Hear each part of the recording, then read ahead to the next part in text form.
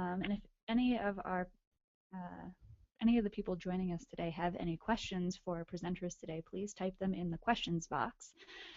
Don't click the raise my hand button, but instead type in your questions so we can get it answered. And in the meantime, I have a couple of questions that I will put out there.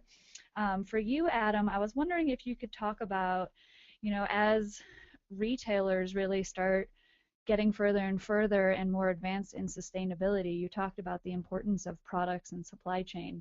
What do you think the impacts of these trends and movement toward more sustainable products will be on brands, and what can they expect the kinds of questions to be coming from retailers to be, so that we can all be up to speed and ready to answer those questions collaboratively?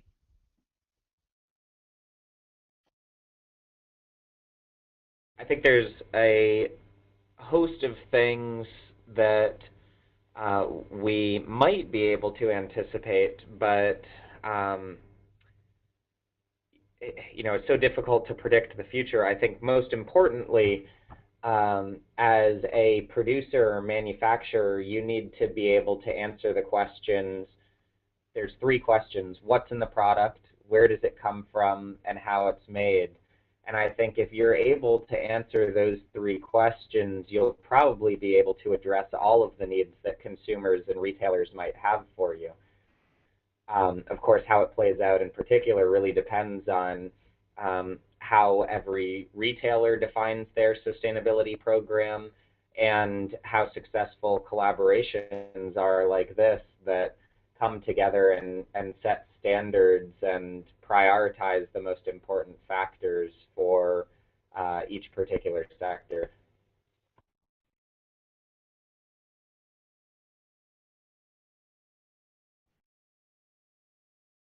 And I think we can pose those three questions to many of our other members and talk about how do we start answering those questions, and then how do we build sustainability stories around those questions that engage with our consumers as well as retail.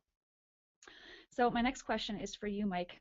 I'm happy to see all of the operations work that you guys are doing at PetSmart, and I'm just wondering if you have a sense of kind of whether or not you think the trend that has happened in other industries or with mass grocers like Whole Foods, Target, Walmart, where they're passing down kind of a set of expectations to their suppliers, whether or not you think that will come to the pet industry as well, and what kind of timeline you think, if it will be coming, when do you imagine that to be coming? I think that's a great question. I do think that it will come eventually. Just from my perspective, I don't think it's going to come in the next 2 years, just based on the efforts that I see. I think there's still, for our industry, still a tremendous amount of low-hanging fruit that we have yet to address, and I think we're going to hit that stuff first, but I do think longer term we will get there, and I think the efforts, as we continue to get the right people in the room, these discussions will continue to take place, but I probably see it out a little bit beyond 2 years or so.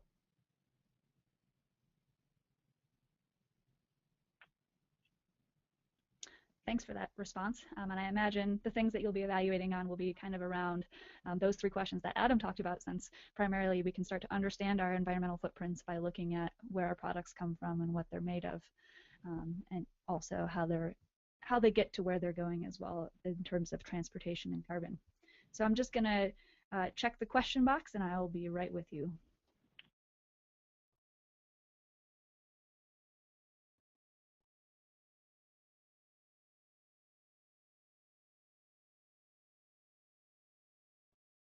All right, so we do not have any additional questions. I think we got them answered. Thanks for asking questions, everyone who is on the webinar today, and we look forward to sending you out a recorded version of this so that you have access to it and can share it with your teams.